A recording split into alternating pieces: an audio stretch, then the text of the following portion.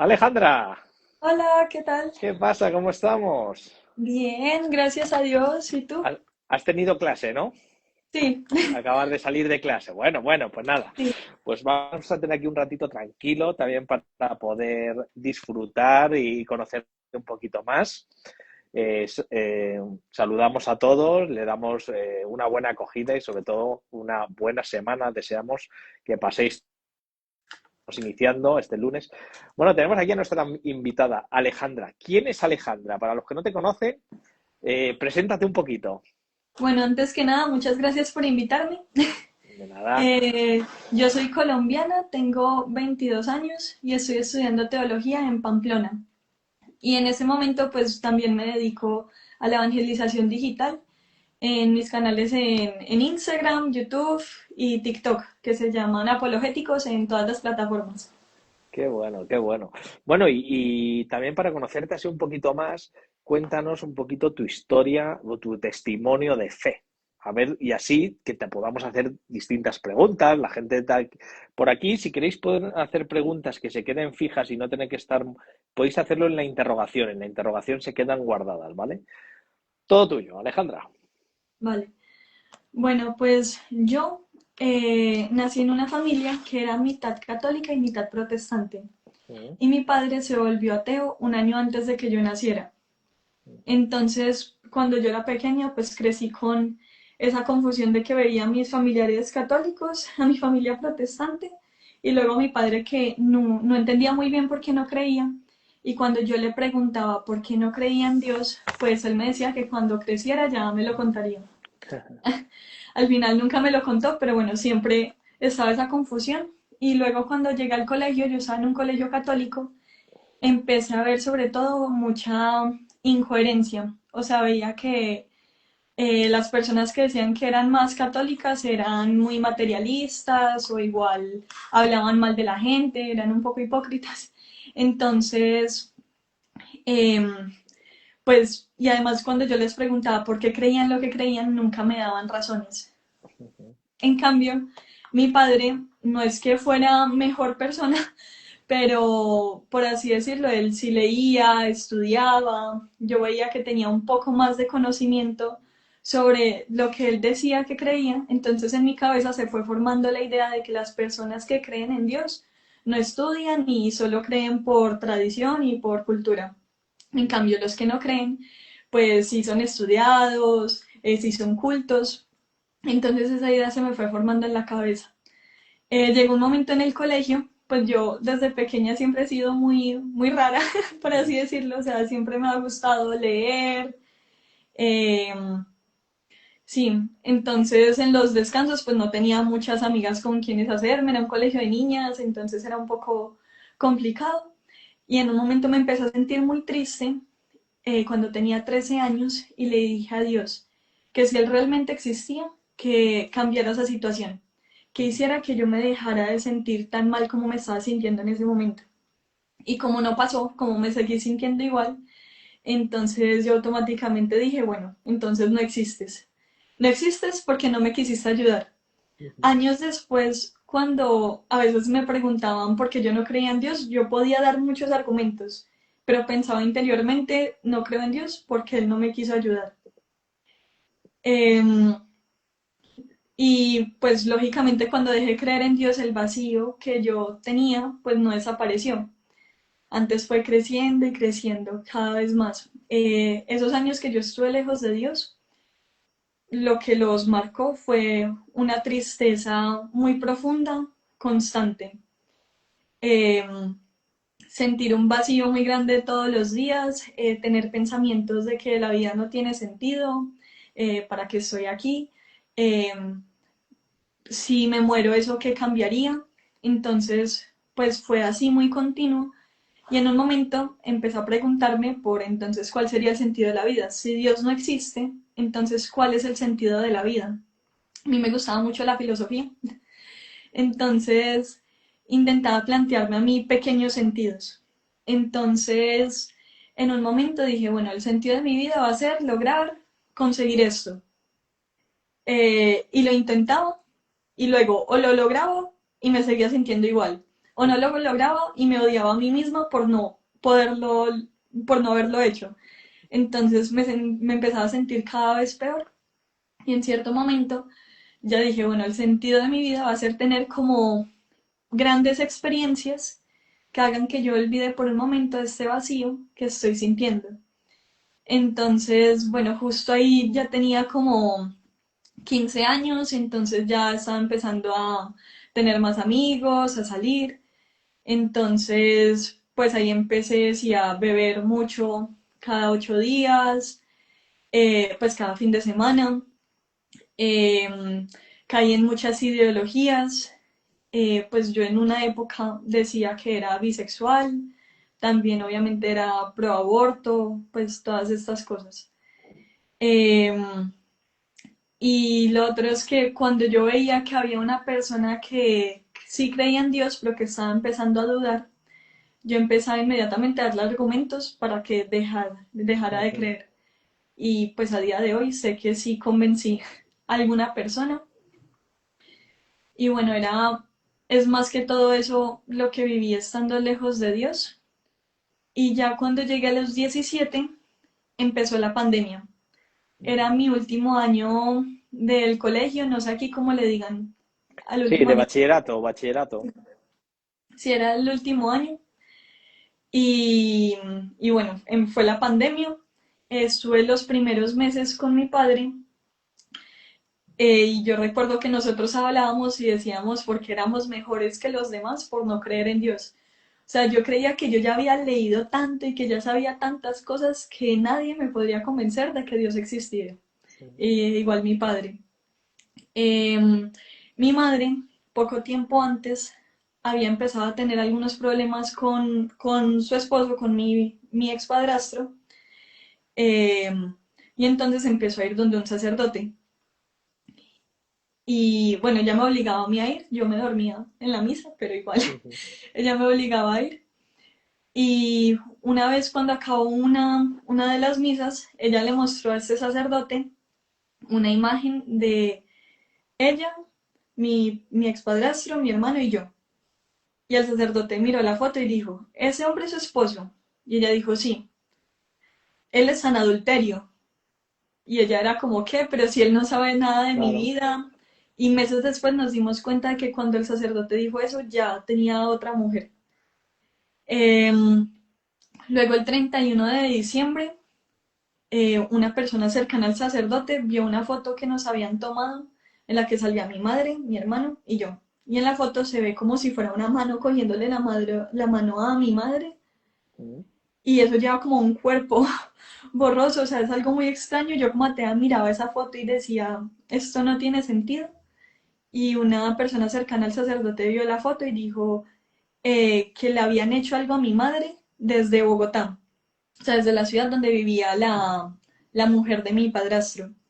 Y Ujú. fue al médico y se dieron cuenta que tenía tumores en la garganta y luego se le quitaron, entonces todo era muy raro y yo ahí empecé a pensar que, bueno, tal vez podía existir algo más, pero de ahí a que fuera la Iglesia Católica, jamás.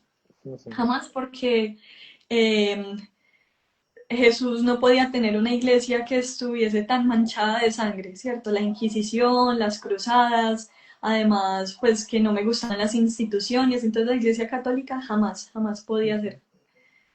Eh, bueno, otro punto es que, y aquí siempre me gusta hacer la aclaración, cuando alguna persona tenga un problema espiritual o necesite que le hagan pues ya algún exorcismo o algo de ese tipo, lo que hay que hacer es ir pues al designado por el obispo.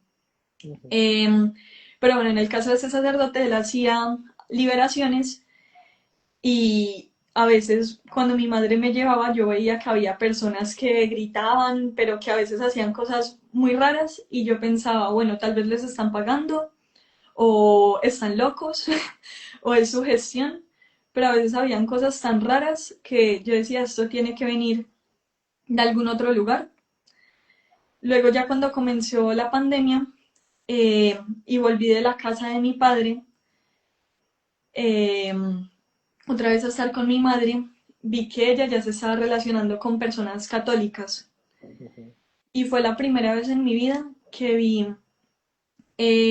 personas católicas que cuando yo les preguntaba por qué creían lo que creían, me intentaban dar respuesta. Y además intentaban ser coherentes. Obviamente no eran ujú, perfectos, pero sí intentaban ser coherentes con lo que creían. Entonces ahí, pues sumando que estábamos en la pandemia, entonces hablaba más sobre la muerte y todas esas cosas. ujú, Eh, Empecé a pensar, bueno, si Dios existe, yo no puedo vivir como si Él no existiera, porque si Él existe y yo vivo como si no existiera, eso tendría unas consecuencias. Entonces, por eso me empecé a plantear, bueno, tengo que estudiar a ver si Dios existe o no ujú, existe. En ese momento ya me encontré con la apologética, que es como la rama de la teología que se encarga de explicar por qué creemos lo que creemos, de explicar por qué la fe es razonable. Entonces, bueno, ahí ya empecé a leer y me encontré con dos cosas que fueron muy importantes para mí en ese momento. Por un lado me encontré con las apariciones marianas y por el otro con los milagros eucarísticos. Con las apariciones marianas fue sobre todo con Fátima y otras del siglo pasado, porque a veces, pues a mí como atea me hablaban de cosas de la Edad Media y para mí eso no tenía ningún sentido, pero con Fátima, pues fue una aparición que ocurrió tan solo el siglo pasado y que tiene algo como lo del milagro del sol. ujú. Eh, la Virgen había dicho a los pastorcitos que iba a hacer un milagro para que todos creyeran en sus apariciones. Ella se le apareció a tres pastorcitos en Portugal. Entonces tenemos periódicos de la época en donde está preanunciado que iba a ocurrir un milagro el 13 de octubre. Ujú, Y luego ese día eh, fueron, no recuerdo si entre 30.000 y 70.000 personas al lugar donde iba a ocurrir el milagro y todas vieron que el sol se empezó a mover y se acercaba, se alejaba, se movía, cambiaba de color. Y fue tanto que muchos empezaron a confesar sus pecados en voz alta porque pensaban que ya era el fin del ujú, mundo. ujú, Eh, y eso incluso, hay algunos que han dicho que fue un fenómeno de histeria colectiva o algo así, pero hay un testimonio de un ateo que vio el milagro desde el balcón de su casa, que no recordaba que ese día estaba anunciado el milagro y que lo vio y después de eso se convirtió y puso una capilla en su casa. Entonces, pues es algo como muy certero. Y por el otro lado, con los milagros eucarísticos. Los milagros eucarísticos son casos en los que eso que creemos los católicos, que Jesús está verdaderamente presente en la Eucaristía, de alguna manera se hace visible. Y en muchos de estos casos lo que pasa es que el pan de la Eucaristía pues se vuelve visiblemente carne humana.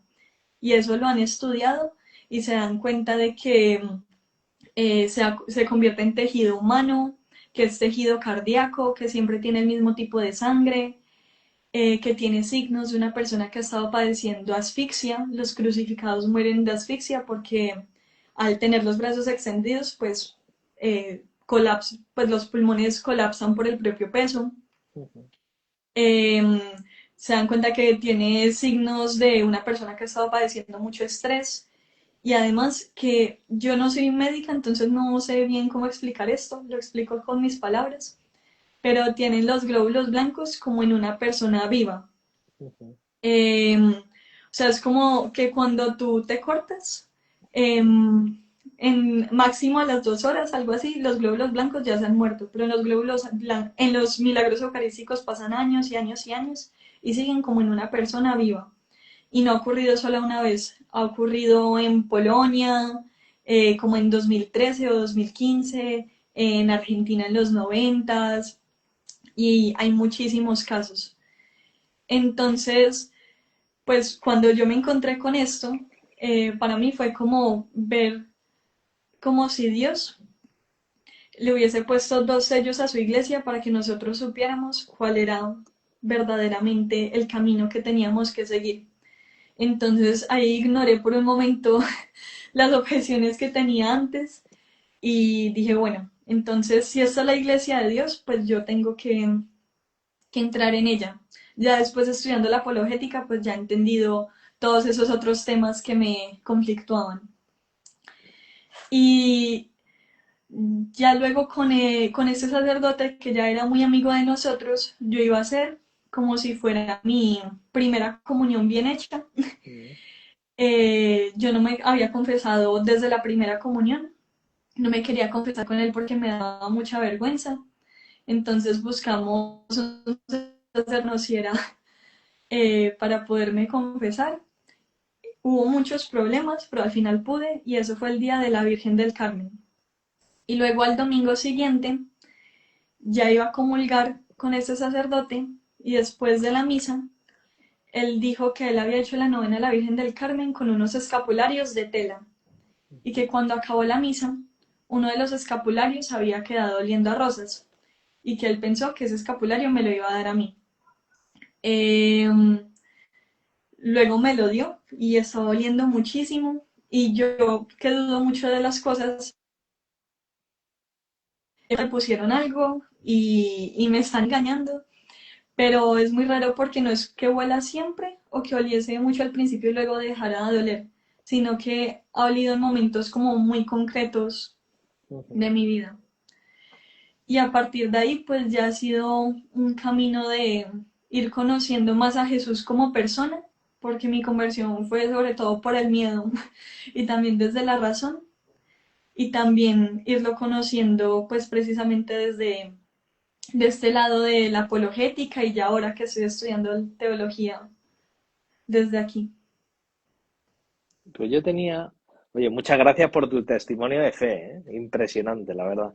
Yo tenía aquí varias cosas que has ido diciendo, también para que puedas, bueno, como tú, decírselo a otros jóvenes, que a lo mejor, por ejemplo, decías que tú veías muchas incoherencias. ¿Cómo puede un joven intentar que su vida tenga coherencia, tenga una unidad de vida, sea la misma vida? ¿Qué le dirías a un joven que a lo mejor le cuesta vivir esa incoherencia en la vida? Sí, Cristiana, sobre todo. sí. Yo creo que una de las cosas que no nos permiten tener esa coherencia de vida es el miedo a entregarle todo a Dios, o sea, o el miedo a la radicalidad, ¿cierto? Ujú. Sí. A que digan, bueno, si yo hago todas estas cosas me van a decir que estoy loco, o si yo voy a misa todos los domingos ya estoy siendo muy exagerado, o si vivo la castidad, o si rezo todos los días ya soy un fanático. Entonces, yo pienso que es un poco eso, perderle el miedo a parecer muy exagerado y darse cuenta de que, pues lo que yo descubrí fue que si Dios existe, pues eso tiene que envolver toda nuestra vida. O sea, todo lo que hagamos de alguna manera tenemos que entregárselo a Él y lo tenemos que hacer para Él. Entonces, no es que hagamos cosas raras, ni que no hablemos con nadie, ni que creamos que todo está mal, sino que busquemos vivir en su presencia según lo que le agrada y en medio de eso, incluso estando en el mundo, pues también, también evangelizar, o sea, tampoco tener miedo de que los demás sepan que yo soy católico y que yo vivo mi fe de esta manera. Eh, no, o sea, yo misma cuando empecé a creer en Dios, perdí muchos amigos. O sea, eso es cierto, pero si perdí amigos es por eso, entonces porque realmente no eran amigos. Y luego en círculos católicos he conseguido otros amigos que para mí ya son como si fuesen hermanos, ya son familia. Ujú. Ujú.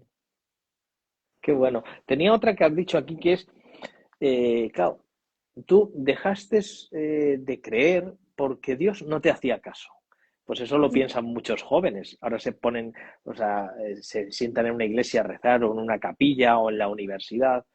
No voy a pedir tal cosa, ¿no? Pero es que no me sale. Entonces, ¿tú qué le dirías? Aparte, bueno, de la confianza en Dios, pero ¿qué le podrías decir con tu ejemplo de vida? Perdón, que aquí tuve un problema. Nada.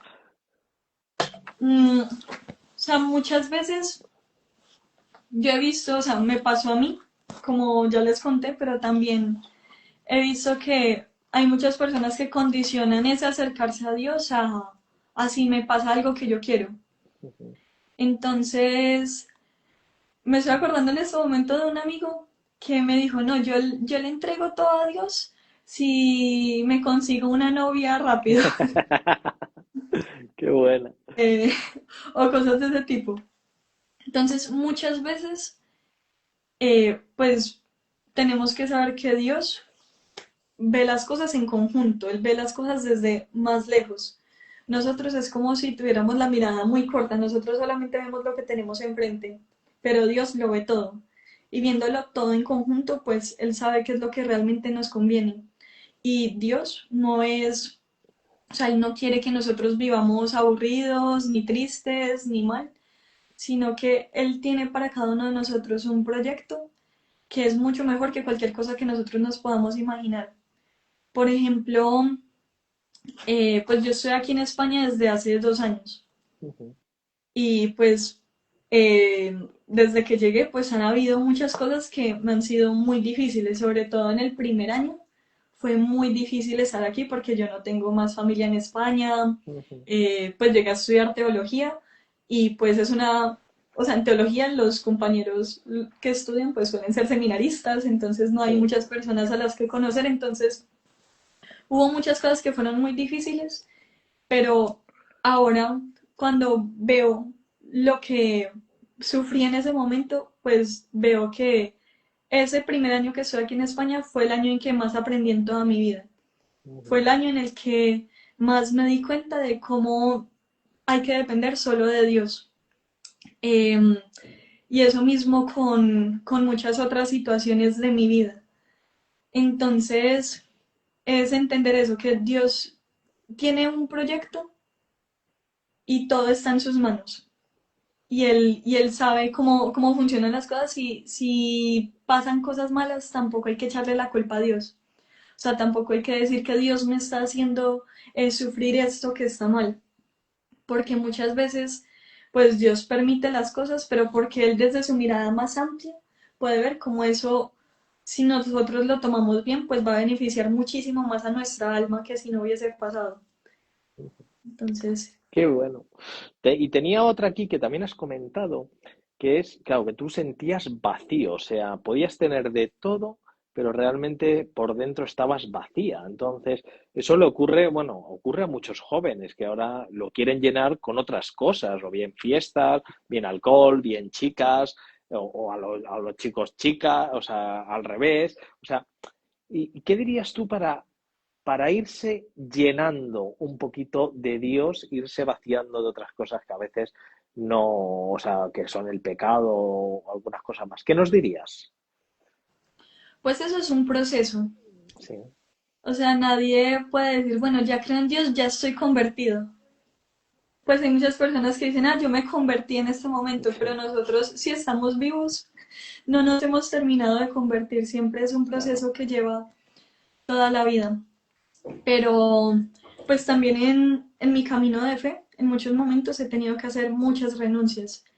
Y no han sido cosas que yo sienta exigidas por Dios, sino que han sido cosas que en un momento concreto yo he visto que he tenido que entregarlas y aunque en el momento tal vez haya sido difícil, después la recompensa que he visto en cada uno de esos casos ha sido muchísimo mayor.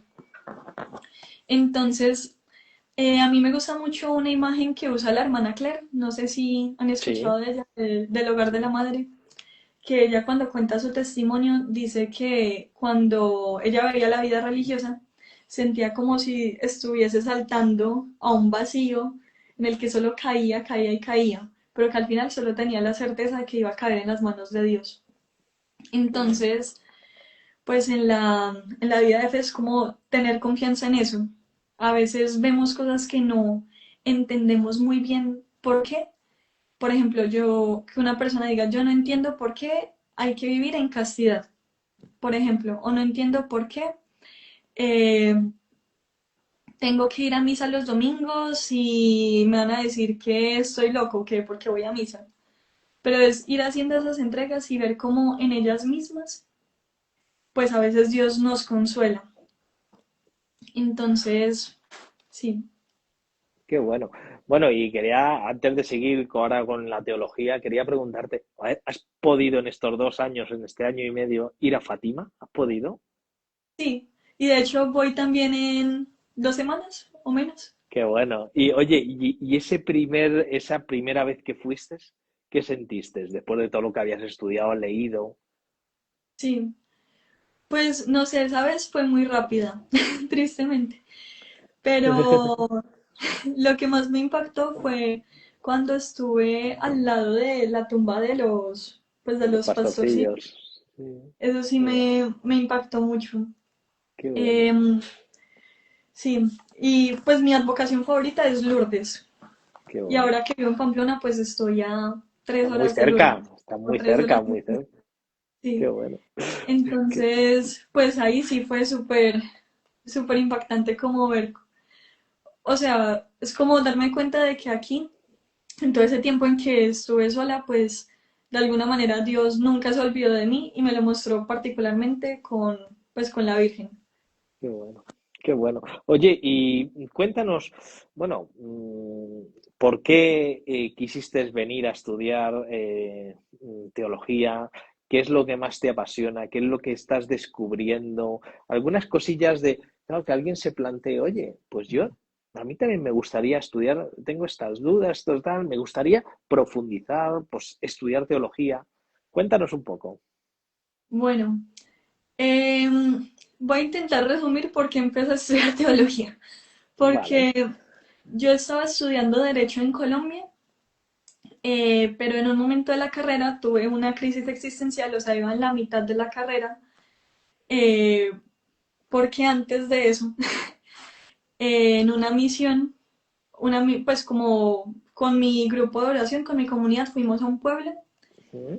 y después de uno de los días de misión fuimos a una capilla del Santísimo y ahí yo entré e inmediatamente me puse a llorar. Me salí, me calmé, volví a entrar y me volví a poner a llorar y lloraba y lloraba y lloraba y era porque yo sentía muy fuertemente pues que Jesús tiene sed de almas y que la gente en el mundo tiene sed de Dios, pero que no hay suficientes personas que estén entregando toda su vida a saciar esa sed de almas de Jesús. Entonces que yo quería dedicarle toda mi vida, absolutamente toda mi vida, exclusivamente a llevarle almas a Jesús. Entonces, pues después de eso ya volver a estudiar derecho era muy complicado porque yo sentía que Dios me pedía algo más. Eh, pues lo primero que pensé fue en la vida religiosa, tuve unas experiencias, me di cuenta de que por ahí no era, pues en mi caso particular.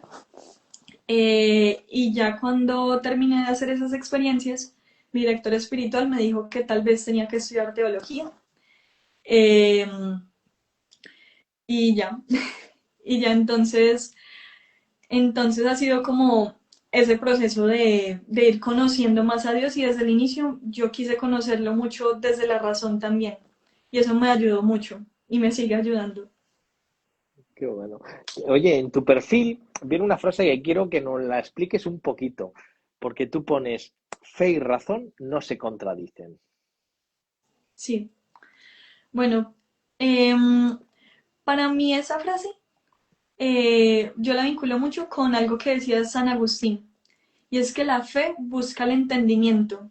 O sea, el que tiene fe y el que ama su fe busca entender su fe. Y también San Ambrosio decía que hay que creer para entender, pero también hay que entender para creer Creer, mejor. sí. Entonces eso siempre está muy vinculado. Muchas veces nos encontramos con personas, pues yo me he encontrado con personas que creen que es solo fe. O sea, no, yo no me pensaba poner porque ahí ya le estoy quitando el misterio o ya me estoy metiendo por otro lado. Pero eso tiene un peligro y es que si yo intento solo tener fe y no lo pienso mucho, pues me puedo terminar haciendo un Dios a mi medida. Puedo terminando haciéndome un Dios, eh, pues que de hecho esté alejado del Dios verdadero, del Dios, sí, del que es. Entonces, a mí me llama mucho la atención cómo el cristianismo, desde los inicios del cristianismo, pues sí, como la revelación cristiana significó el triunfo de la razón sobre los mitos, o sea, justo el triunfo de la razón sobre la irracionalidad de la época, de lo que creían los griegos en ese momento. Entonces, eso nosotros lo tenemos que pensar mucho porque no es que nosotros tengamos que creer ciegamente en lo que nos dice, pues voy a explicar eso un poco mejor, pero que yo crea ciegamente en todo lo que vea de una en la Biblia, entonces digo, esto dice así en la Biblia textual, entonces así es. O que alguien, o que haya algo que diga un sacerdote y porque sí lo tengo que creer y ya, sino que Dios se ha revelado y nos ha dado una revelación que nosotros podemos entender. Y lo que han hecho los santos desde los primeros siglos del cristianismo, pues no todos, pero muchos santos, ha sido intentar ahondar en esa revelación para comprenderla mejor, eh, para sobre todo al inicio poder defender la fe de las personas que la atacaban. Y eso todavía nos pasa hoy, todavía pasa que hay muchas personas que no creen en Dios, pero cuando vamos a ver qué es lo que ellos creen acerca de Dios o de la iglesia, están muy alejados de la realidad. Entonces eso nos ayuda a nosotros mismos a poderlo explicar. O, y eso, y también finalmente para nosotros mismos entender mejor nuestra fe, vivirla mejor y amar más a Dios. Porque a medida que nosotros vamos conociendo más a Dios, pues todo lo que aprendemos nos lleva a amarlo más. Qué bueno, qué bueno. Eh, También queríamos que nos contaras un poquito cómo iniciaste estos, bueno, en tus redes sociales, cómo preparas el contenido, qué mensajes te llegan, cómo piensas, bueno, cómo lo preparas un poquito, todo el contenido que vas subiendo. Sí. Pues mucho de cómo lo preparo sale de clases. Anda, qué bueno. El profesor dice, Es práctico al final, es sí, práctico, lo haces práctico. claro, o sea, el profesor dice algo interesante y yo lo anoto. Como bueno, eso puede ser una idea. Entonces, eso y también, o sea, el propósito de la página es ayudar a los católicos a conocer más su fe y también, pues en la medida de lo posible, llegar a las personas que directamente están lejos de la fe. Entonces, cuando yo hago un video, intento pensar en cómo me habría gustado a mí que me explicaran un tema cuando yo era atea. Entonces, intento, pues, que sea de esa manera, como pensar cómo le puedo llegar directamente a ellos y ya después, al final, pues de cada video ir explicando un poco más ya de teología. Qué bueno. ¿Y algún mensaje así que recuerdes que te haya llegado o así en las redes sociales? Pues hay muchos, hay muchos, hay. Una vez me escribió un señor que me dijo que después de ver todos mis videos se fue a Sí. confesar después de 40 años. Qué pasada. Hace poco había un judío que me estaba escribiendo porque se estaba empezando a acercar a la fe, varios protestantes. Qué Entonces, bueno. sí, Qué bueno. ¿Y a esos cómo les contestas? ¿Les sugieres algún libro o les sugieres algún contenido? pues depende de lo que necesiten. Ya, qué bueno. Depende de cuál sea su interés, pero muchas veces les recomiendo libros. em, para cuando un protestante tiene dudas con la Virgen, recomiendo mucho unas catequesis que tiene Monseñor Munilla en su ¿Verdad? canal, Sí.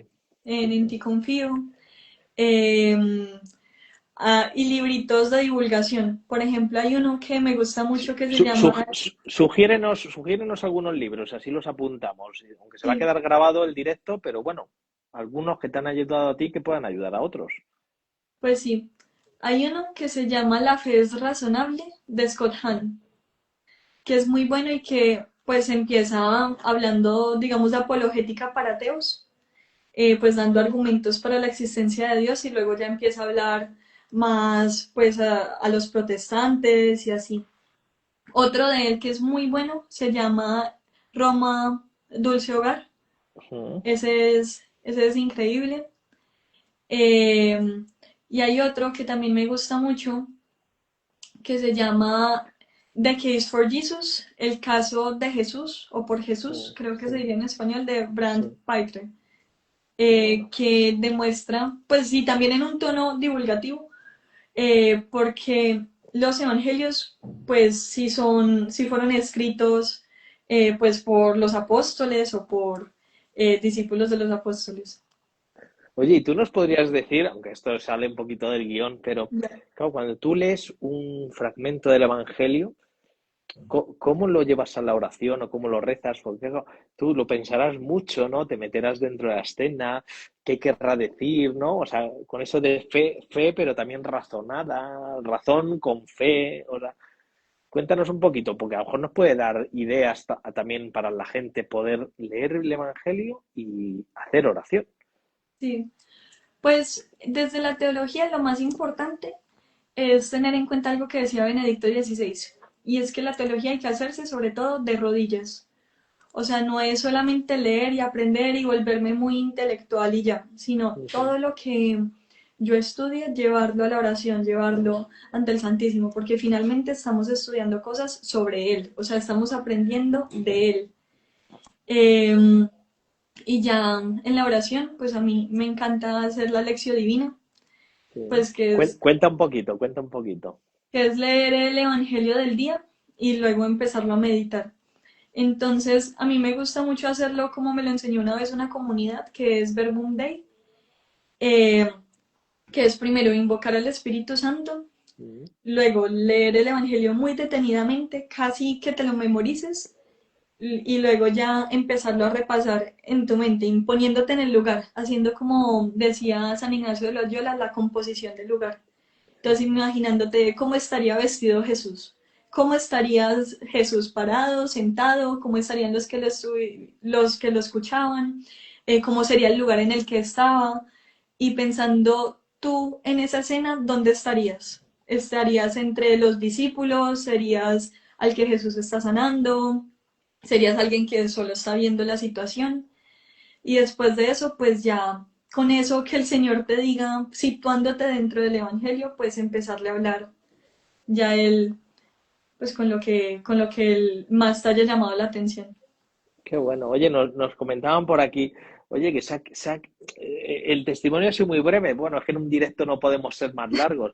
Pero bueno, nosotros aquí mismo le ofrecemos a Alejandra, si ella quiere, otro día grabárselo y lo podemos subir en colaboración más largo, también en el canal de YouTube de Jóvenes Católicos y en el tuyo, que pueda salir un testimonio más largo por si alguien lo quiere ver y le puede ayudar, ¿no? ¿Te parece? Sí, claro que sí, cuando quieras. Fenomenal. Bueno, aquí hacían una pregunta también que es, en ocasiones el dolor es lo que lleva al ateísmo. ¿Es verdad? Pues depende. Ya. O sea, em, todo depende de cómo nos lo tomemos, porque el dolor puede ser eso que nos impulsa a estar más cerca de Dios o que nos impulsa a acercarnos a Él o eso que nos haga rechazarlo. Entonces, todo depende de eso. Me acabo de acordar de C.S. Lewis en Mero Cristianismo, otro libro recomendado, Sí. pero él ya es un autor protestante, entonces habría que tener cuidado con eso. Él es anglicano, pero tiene muchas cosas valiosísimas en su libro. Él decía que, o sea, frente a la pregunta de por qué a la gente buena le pasan cosas malas, pues muchas veces es porque Dios quiere llevarnos a otro nivel. Entonces, no es que Dios nos lo mande, sino que Él permite que las cosas pasen. Entonces, tal vez viviendo esto, yo que ya soy una persona que nos, como dicen, hay gente que dice yo soy bueno porque no robo, no mato. Entonces, una persona, bueno, que viva más o menos así es la única manera de que realmente empiece a hacer oración. O es la manera de que sea más paciente o que se vuelva más manso, ofreciéndole esas cosas a Dios. Y otra cosa que a mí me gusta mucho del catolicismo es que es la única religión que le da un verdadero sentido al sufrimiento. Si nosotros vemos el budismo, lo que intentan es destruir el sufrimiento, hacer que desaparezca.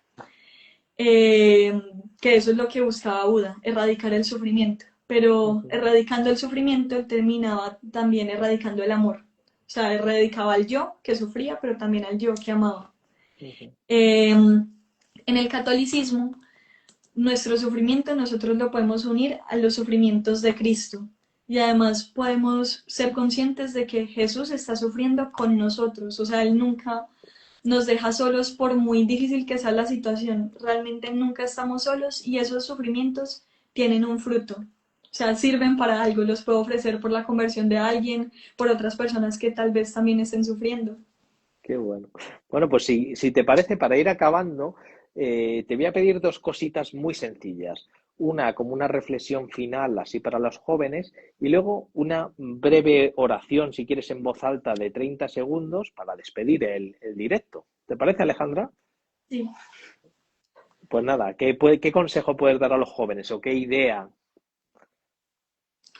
Pues yo les diría dos cosas. Primero, lo que les decía, la radicalidad. O sea, no tener miedo de entregarle la vida a Dios, no pensar que es demasiado, porque realmente, o sea, si Dios existe, entonces Él tiene que transformar toda nuestra vida, porque lo que Él quiere finalmente es que Dios viva en nosotros, o sea, que Jesús viva en nosotros, pero no para que seamos todos iguales, o sea, no para que seamos todos fotocopias, sino porque como Dios es un Dios infinito, pues en cada uno de nosotros se va a reflejar algo de Él de una forma particular y por eso es que todos los santos son tan diferentes y nos dicen tantas cosas distintas, pero todas muy bellas acerca de Dios. Entonces eso debe pasar en cada uno de nosotros y para que llevemos a Dios a todas partes. O sea, cuando nosotros vivimos en gracia de Dios, Dios está con nosotros. O sea, cuando nosotros ayudamos a alguien, Dios ayuda a esa persona en nosotros. Pero también cuando yo voy a jugar fútbol, yo no juego fútbol, pero es lo que se me viene. Cuando yo voy a jugar fútbol, es Jesús que está jugando fútbol ahí en esa persona. O sea, es una realidad totalmente diferente y que realmente vale mucho más que cualquier cosa que nos pueda dar el mundo. Y lo otro que les diría rápidamente es que tampoco tengan miedo de dar testimonio, que no tengan miedo de que se vea que son católicos o de que nadie más les diga que parecen muy radicales, porque en medio de eso, pues por más difícil que parezca la situación, estamos dando testimonio. Y cuando a nosotros nos dan un regalo muy grande o nos pasa algo muy bueno, pues lo primero que tenemos que querer es irlo a contar a alguien más. Y si lo contamos a alguien más, aunque lo veamos o no, pues puede ser que estemos dejando una semillita en esas personas para que otras personas vivan eso que nosotros mismos estamos viviendo. Qué bueno. Pues venga, si quieres acabamos con una breve oración, así para dar cerrado por cerrado este directo. Vale. En el nombre del Padre, y del Hijo y del Espíritu Santo. Amén. Amén. Señor, te doy gracias por este directo que acabamos de tener. Te pido por todas las personas que trabajan en católicos.es, por su apostolado, para que le siga llegando a muchos jóvenes. Te pido también a todas las personas que se conectaron a este directo, para que cada vez nos acerquemos más a Dios, para que eh, algo de lo que yo haya dicho de alguna manera les haya servido. Y te pido que nos ayudes a hoy en el día de la Candelaria, en el día de la presentación del Señor, que podamos recibirte a ti como la luz del mundo, que dejemos que tú ilumines nuestro interior para que nosotros mismos llevemos tu luz a los demás. En el nombre de Jesucristo nuestro Señor. Amén. Amén. Bueno, y pedimos también que hoy es el día de la vida consagrada, Sí, especialmente oraciones para todos esos hermanos y hermanas nuestras que están ahí rezando para que el resto, bueno, ellas ya hacen mucho y ellos, pero para que el resto estemos ahí en el día a día, que también seamos valientes. Queríamos dar las gracias por tu testimonio y por tu valentía. También lo ponían aquí en comentarios. Qué testimonio de valentía. Pues darte las gracias, Alejandra. Hemos aprendido un poquito más, te hemos conocido un poquito más y bueno, también hemos salido con ganas de querer estudiar o saber más de teología para estar más cerca de Dios. Muchísimas gracias. muchas gracias a ti. Venga, pues nos vemos y buenas noches y buena semana a todos. Hasta luego. Adiós. Adiós. Gracias, Alejandra. Adiós.